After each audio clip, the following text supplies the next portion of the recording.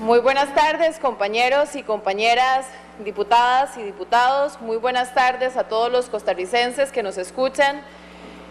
Ciertamente son tiempos difíciles.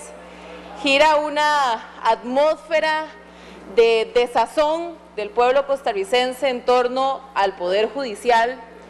En tiempos donde el costarricense se siente indignado cuando escucha que hay exmagistrados que ganan más de 13,6 millones de colones, cuando el promedio de los costarricenses se pensionan con 220,000 colones, cuando tenemos casi 200,000 adultos mayores que reciben una pensión del régimen no contributivo de 73,000 colones, una pensión de hambre, y tenemos exmagistrados sirviéndose con la cuchara grande, ganando una buena pensión sin haber cotizado ni contribuido para ello, en tiempos donde recibimos noticias de que es nuestro país, óigase bien, el quinto país que mejor le paga a los magistrados de la República, 8 y 9 millones de colones en promedio, un país tercermundista, un país que tiene un déficit fiscal que en este momento nos está asfixiando a todos los costarricenses.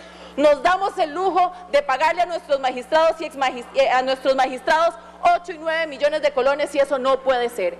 En tiempos donde recibimos noticias que nuestro país está entre los 10 países más desiguales, ¿y cómo no va a ser eso cierto cuando aquí tenemos costarricenses que ni una lámina de zinc tienen sobre la cabeza, y mientras tanto tenemos magistrados con jugosos salarios? Y en esos tiempos también se suman noticias como estas, que golpean en la fibra más honda de los costarricenses, en la credibilidad de una institución que todos y todas los costarricenses tenemos que proteger. El día en que este pueblo pierda la esperanza en el Poder Judicial y en el Tribunal Supremo de Elecciones, vamos a estar enterrando a Costa Rica. Y aquí a nosotros, compañeros y compañeras, no se nos puede olvidar por qué estamos aquí. Somos 57 personas privilegiadas que el pueblo de Costa Rica nos dio la potestad de tener el privilegio de encender este micrófono, y cada vez que encendemos este micrófono tenemos que traducir lo que el pueblo costarricense está diciendo. Y no es posible venir a este plenario y taparse los ojos y no escuchar lo que la gente en el parque, en la plaza, en la presa, en la radio, en la tele, que está diciendo del Poder Judicial, y eso de verdad que duele e indigna muchísimo con Costa Rica. Yo, compañeros y compañeras, tengo muy claro, la Biblia dice: anda y sé valiente. Y hoy los costarricenses nos están diciendo a todos nosotros, 57 hombres y mujeres privilegiadas, que seamos valientes, que no callemos y que denunciemos lo que está pasando en el Poder Judicial.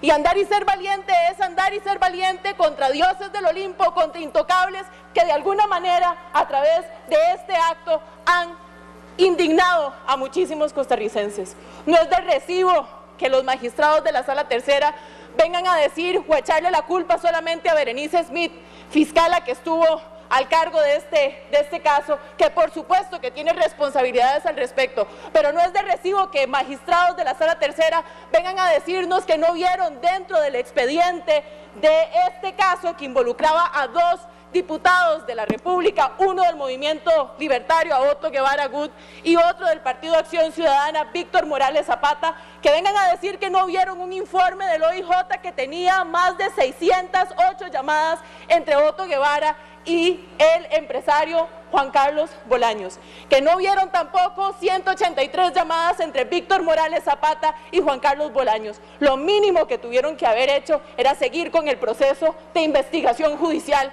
como todos los costarricenses demandamos en una justicia que no se quite la venda de los ojos. Eso es lo que representa la justicia para nosotros, una justicia que ve los hechos y no las personas. Y aquí se vieron los hechos, se vieron las personas, no los hechos. Aquí se vieron los involucrados y aquí hubo una impunidad solapada. Y eso no es justo con el pueblo de Costa Rica, que espera que tengamos magistrados que apliquen la ley a rigor. Eso es lo que queremos nosotros del primer poder de la República.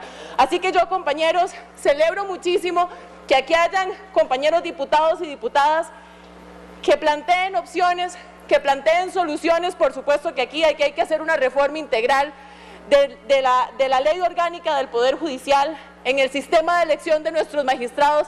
Hay que cambiarlo. Por supuesto que también aquí hay que modificar las formas en las que se aplican las sanciones, porque no es posible que aquí entre los magistrados eviten majarse la manguera entre ellos para protegerse. No es posible aquí que la Corte Plena tuvo la posibilidad de sancionar como merecían estos magistrados y no lo hizo. Y ojo, costarricenses, aquí la Corte Plena tiene un VAR, y no digo VAR con B, digo VAR con V, como el del Mundial, porque la Corte Plena terminó revisando este tema, imponiendo sanciones de suspensión sin goce de salarios, después de que el VAR del pueblo costarricense habló y pidió conciencia, y es así como entonces la Corte Plena sí revisó que no se impusieron las sanciones como tenían que ser.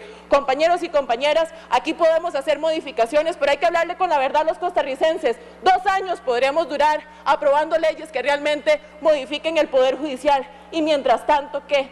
Y mientras tanto ese edificio que está aquí a 300 metros al sur, ¿qué? Que se derrumbe, que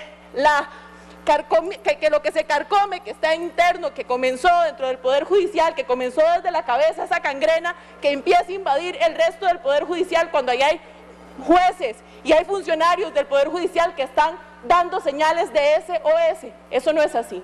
Aquí hay que tomar acciones valientes, hay que tomar acciones concretas. Yo aquí estoy hablando en nombre de Franji Nicolás y nada más. Yo no voy a darle mis votos a ninguna de estas personas si pretenden reelegirse. Un magistrado tiene que ser una persona intachable, con moralidad, que sea probo, y ninguna de estas personas en este momento lo son. Así que, compañeros y compañeras, yo en lo personal quisiera que estas personas renuncien. Eso es lo que yo creo que se merece el pueblo de Costa Rica, pero dependerá de sus conciencias y lo que ellos finalmente con la Corte Plena terminen de definir. Pero no es justo que el pueblo costarricense reciba 1 minuto más de estas personas al mando del Poder Judicial. Y en el caso de Carlos Chinchilla, lo único que puedo decir es que acto de cobardía más grande.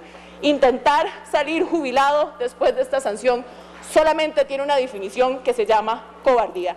Y yo no sé si el pueblo costarricense está claro que aunque él se haya acogido a la sanción, Carlos Chinchilla sigue siendo el presidente de la Corte, y eso los costarricenses no lo merecemos. Si él se va a ir de la Corte pensionado, asunto de él, y muy lamentable que los costarricenses tengamos que pagarle 8 millones de colones de pensión a una persona que realmente ultrajó el sistema del Poder Judicial. Pero si lo quiere hacer, entonces que ni un segundo más esté como presidente de la Corte Plena, porque este pueblo costarricense es el mínimo gesto que él puede tener para bajar el sonrojo que sentimos todos y todas los y las costarricenses. Aquí, compañeros y compañeras, el país se nos puede salir de las manos.